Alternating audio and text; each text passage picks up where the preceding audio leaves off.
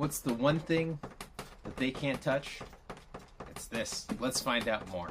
Hi, my name's Dave, and welcome to my daily journey through the Daily Stoic. 366 meditations on wisdom, perseverance, and the art of living by Ryan Holiday and Stephen Hasselman. If you enjoy Stoic content, self-improvement, things about recovery and ADHD, don't forget to like, share, and subscribe. Today is September 30th, the last day of the month. This whole month has been about fortitude and resilience. September 30th.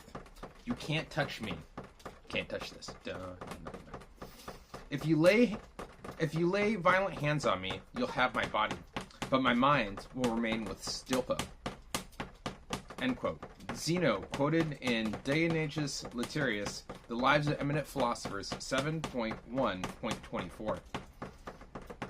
ZENO is not claiming magic powers, but simply that while his body can be victimized, philosophy protects his mind.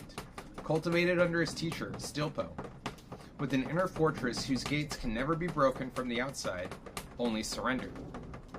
Look at Rubin Hurricane Carter, the boxer wrongly convicted of a homicide who spent nearly 20 years in prison.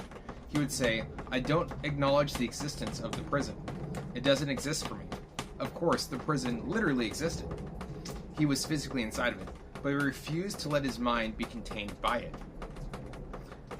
That's a power you have too. Hopefully you'll never have to use this power in a situation of violence or grave injustice. However, in the midst of any and every kind of adversity, it is there. No matter what's happening to your body, no matter what the outside world afflicts upon you, your mind can remain philosophical. It's still yours. It's still untouchable. In that way, then, so are you. Can't touch this. No. Fortitude and resilience. I think that's a great way to end off the month. I think it's a really interesting one because it kind of hits home what a lot of this month has been talking about, of recognizing the things that are inside your control and things that are outside your control. And the one thing, you can only surrender your mind to let something in, but nothing can forcibly take it from you. You can surrender it to addiction, drugs, alcohol, obsession, things like that. But you surrender. You gave up that choice at some point, whatever that may be. And it's recognizing that it can become that your mind can become an inner fortress where nothing can take it. No one can physically harm your thoughts. They're your thoughts. And taking ownership of that. It's taking ownership of yourself, taking ownership of that you are not just your thoughts. You are more than just your thoughts, your feelings, and your emotions. You are a combination of everything together. And it's your awareness. It's what are you putting in the driver's seat? How much rent are you allowing for your head? If you keep that bar really low, then every little thing is going to bother you. It's going to sneak in. The guy in traffic that cut you off, the coworker talking behind your back, the annoying boss, the girlfriend that does something that annoys you, or the partner, or the sibling that's constantly annoying you, right? Those are all things that you're allowing into your head. Those are all things outside your control, like my current situation. There's a lot of things in my current situation I can't control, but what I can control, just like the example of the boxer there, is what I decide to allow in. It doesn't mean the physical things change, but my perception of it, my mindset shifts of where I can use this to my advantage or recognizing the disadvantages of it, but working through them and not using it as a thing to hold me back, but as a springboard to get where I want to go. And all right, this is an opportunity for me to bond with my fiance's family. This is an opportunity to save money, to build and work on this new career. It's how I perceive it and use it develops that fortitude and resilience, and which is such strong characteristics of building that strong inner life and that inner soul, and that inner mindscape, the fortress of your mind.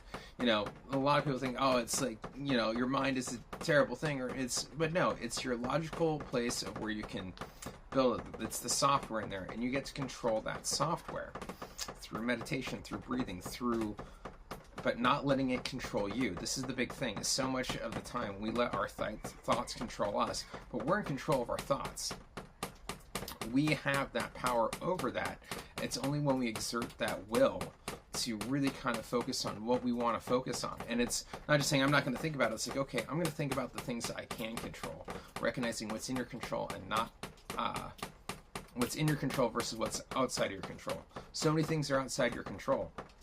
But when we focus on the things that are inside our controls, that's where we have the best use of our willpower, the best use of our energy to put into the things we can control.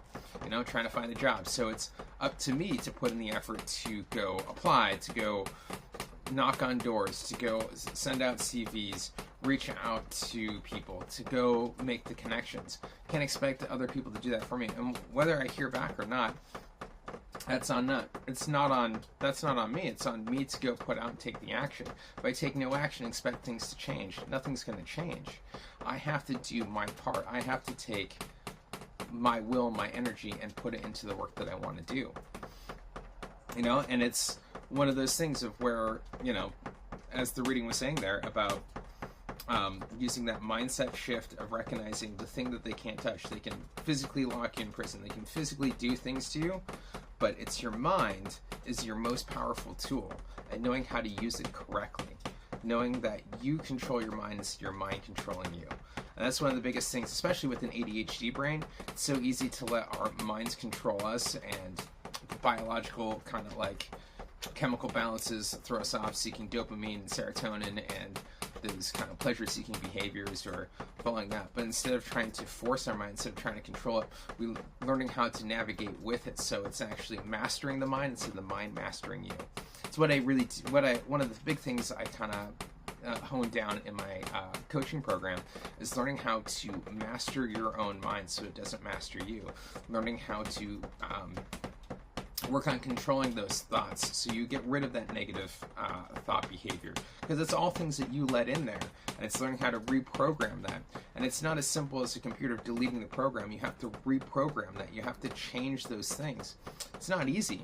It takes work and effort and energy, but when you do, the results are amazing. Well, that's all I got for today's video.